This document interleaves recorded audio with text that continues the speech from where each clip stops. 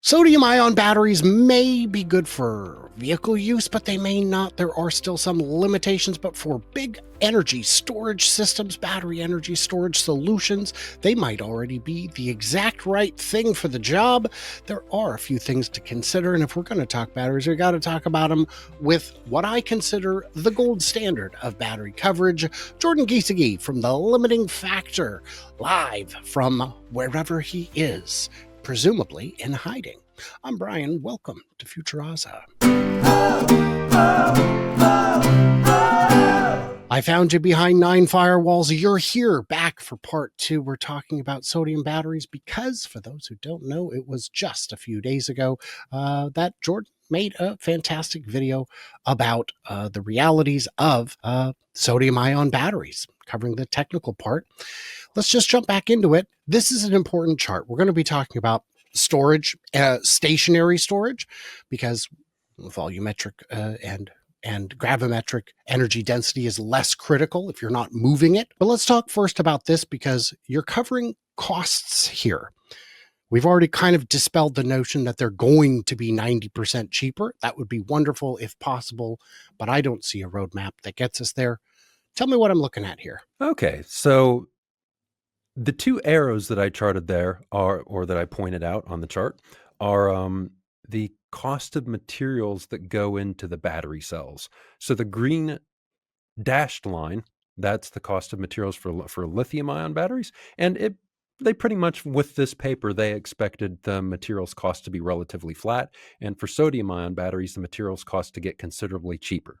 Now, the primary argument people make with sodium ion batteries is because those materials are so much cheaper that they should immediately be cheaper at the cell and pack level than a lithium ion battery. And the green and orange solid lines show that's not the case based on this analysis. And it was very thorough analysis. It took into account Wright's law, learning transfer between sodium and lithium ion, etc. And the lighter colored band that you see is kind of like a probability range. So the center solid line, that's the 50% probability. This is where it's like a 50-50 chance that sodium ion battery cells, on average, what their price is going to be. So it doesn't look like they think that the price of sodium ion batteries are going to be cheaper than lithium ion batteries until the early 2030s. Now, you have to take into account that this is average cell price. So there's going to be manufacturers that hit these cost figures earlier. So, at the earliest, with current assumptions, you might expect some sodium ion batteries to be cheaper than some lithium ion batteries by 2030.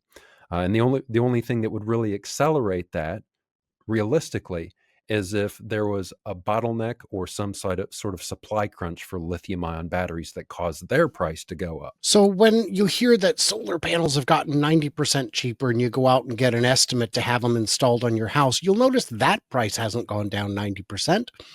Only the wholesale material cost, the installation, if anything, has gotten more expensive. And if you found that the battery in your car was 90% cheaper, the car wouldn't be 90% cheaper. Just that one very big and important piece of it.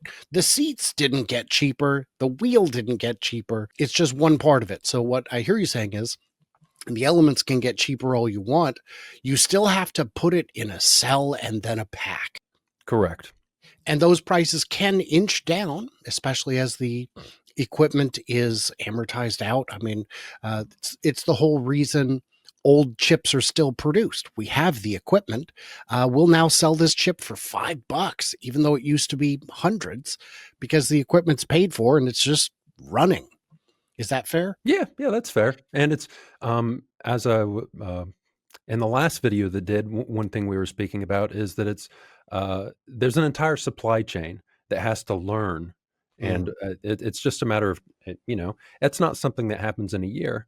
It takes 5-10 years to develop expertise and get really good at a thing and reduce the cost compared to something that's already had 30 years of learning, like lithium ion. Mm-hmm. And once Yes. again, that is taking into account learning transfer between the two technologies. Mm-hmm. When looking at lithium for grid scale storage, I found this handy chart. I'm sure some of it is out of date or inaccurate, but we'll talk about it. Lithium ion, 120 to 260 watt hours per kilogram. Uh, 120 seems a bit low. I don't know. But sodium ion, 75 to 160. We now know that CATL believes they can do 175. I think this is close enough. What I wanted to talk about on here, one thing I haven't seen people mentioning as much, efficiency, round trip. On sodium ion, it maxes out where lithium ion begins. Uh, when we're talking about moving gigawatts a day, that extra 6, 8, 10% could be enough to break the deal. Do you think? Yes. And this is another thing that a lot of people aren't taking into account when they assume that sodium ion batteries, uh, even if they do reach price parity, they're still not going to be provide as much value per kilowatt hour as like a lithium ion battery. That's probably the best way to put it. But this will improve over time. And I think by the time that sodium ion batteries get down to the cost of lithium ion batteries, they'll have mostly closed the gap here. Um, right now, I think CATL claimed that their Naxtra battery is going to be like 93% um, Round trip? round trip efficiency, which is pretty much in the same ballpark as LFP batteries. And I think they can close that gap over time. It's Do you want me to explain what causes those round trip efficiency losses? Yes. Okay. So this is something I haven't done a deep dive on, but this is my understanding that those losses are heat losses within the battery or due to unwanted side reactions. But I think it's less to do with the unwanted side reactions because if you have unwanted side reactions, your battery cycle life just goes boom right into the toilet, and you're Mhm. still seeing thousands of cycles there. So what happens is there's two types of resistance in the battery cell. A little master class here. You have your electronic resistance for the electronic pathway, like the copper current collector, the aluminum current collector, all the cathode nanomaterials. That's generally less of the resistance and less of the losses that you see in the battery cell. Most of the resistance in a battery cell is from moving those physical ions back and forth um, across the cathode and anode. So what happens when you charge a battery?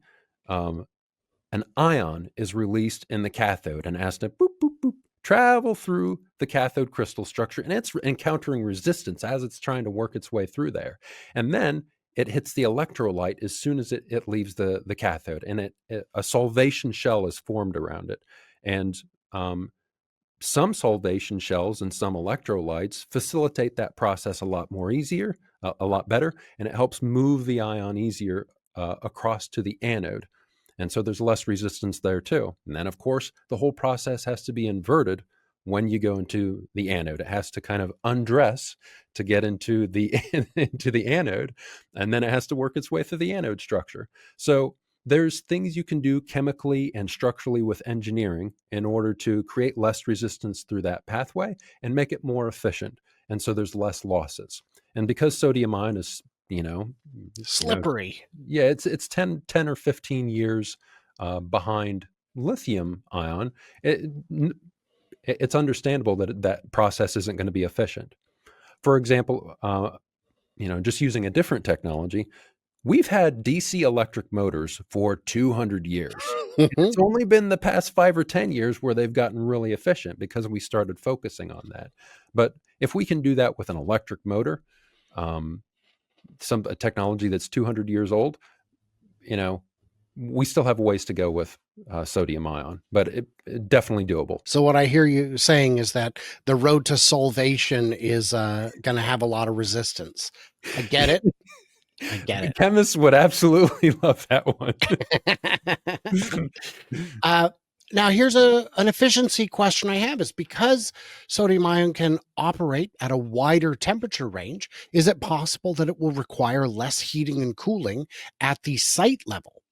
I mean, that would increase efficiency.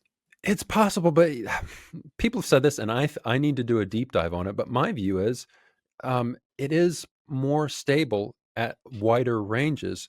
However, if adding just a few percent to the cost of the system can dramatically increase the life of the system because it's not Mhm. it's not without costs.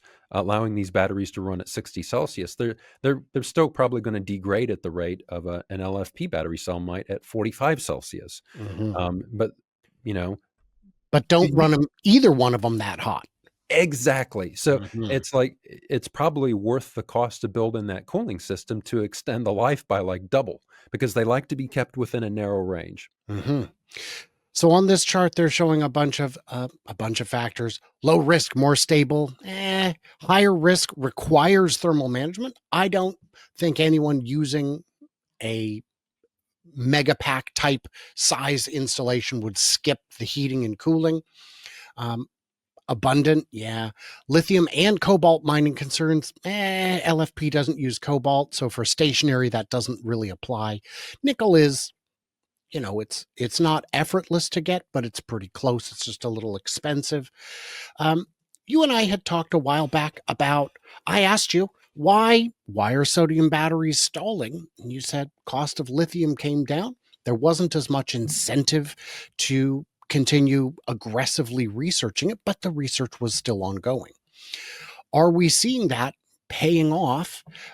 In your video, you suggested that within 10, 15 years, these could be a reasonable single digit percentage of the market. Oh, Um, yeah, yeah, easily. And it's worth noting that everybody's kind of pulled back their forecast on sodium ion as a result of the reduced lithium prices. It kind of kneecapped the market, but things still continued, which is what we expected. mhm. And then that means that my question would then be, why are they still pushing? Why not just, to heck with it. Let's just go with lithium iron phosphate or any of the other more mature chemistries. Because there is use cases. Every battery, it's people like to find a holy grail of batteries and think this battery is going to be the best for everything all the time, and so a lithium ion is dead. But one of the images that I showed in my video was that even with sodium ion uh, and solid state and all these other battery chemistries coming to market over the next 5 to 10 years, uh, lithium ion is still going to explode. And that's because what happens when you have a new battery chemistry, it doesn't automatically push all the other chemistries out of the market. What it does is it allows batteries as a technology as a whole to cover more use cases and to be better at each use case. It's like having, instead of a chessboard with two pieces, you have a chessboard with 10 different types of pieces. It just allows Mhm. you to do more. And so they can take more market share and get cheaper, etc. So, um, I saw a great suggestion for a piece to add to the board: the bureaucrat. It can move to any space. It cannot be killed. It cannot capture or be captured. And it doesn't do anything but get in the way. I think that's a good one. I would agree. Don't get me started. Yeah, that's one of my rants that I do, but Mhm. I try to What avoid it. what you're saying is that there is no one perfect battery.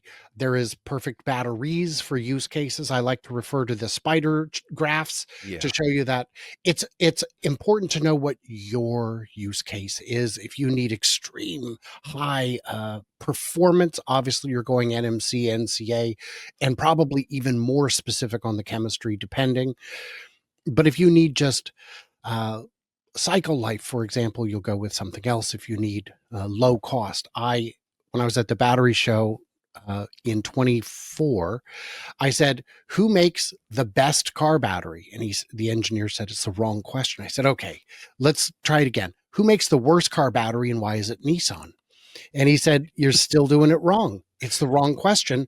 Do you want something that's simple and cheap and doesn't require external cooling?" I was like, "Oh, I am asking the wrong question." Yeah, and this is why there is a market for sodium ion batteries, even if they cost more than lithium ion batteries, because there is things that sodium ion can do better than lithium ion. For instance, the faster charge and discharge rates. If you have a motorcycle or a lead acid battery, something that has a lead acid battery, sodium ion is the way to go. If you have a more simple architecture that you um, like a motorcycle, I don't know if most of those have any kind of thermal management system in the simpler, like, scooters and things like that. I don't think most of them do.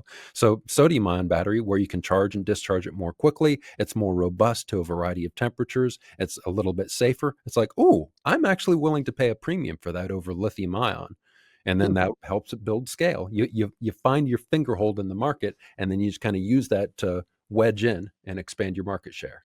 And then, of course, the Chinese, what they're doing, even despite all that, they understand that once sodium ion gets cheaper, it's gonna take a big portion of the market. So they're subsidizing and accelerating that and taking a loss knowingly to make that Mhm. happen. On this chart, it shows, let me get to the correct chart. On this chart, it shows that life cycle is not yet comparable to lithium ion and probably specifically LFP. That's something I imagine that is being resolved as we speak with these new developments. That's that these 2000, and by the way, 2000 to 5000, 5000 is a lot of times to be doing this process back and forth. Most batteries, that 5000, whatever figure it's quoting, that's not per partial cycle, that's per full cycle, right? So if I'm going to be Generally. doing a 10% discharge, I'm going to get 10 times as many uses.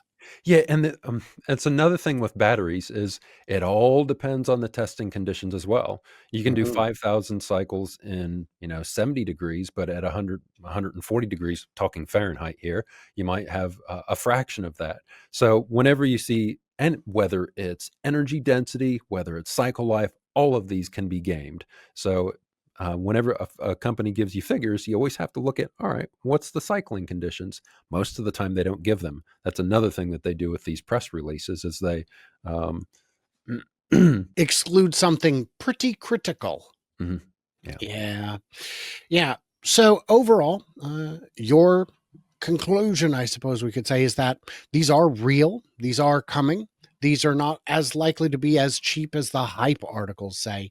But I did say yesterday that I was going to call you out on the best joke of the video.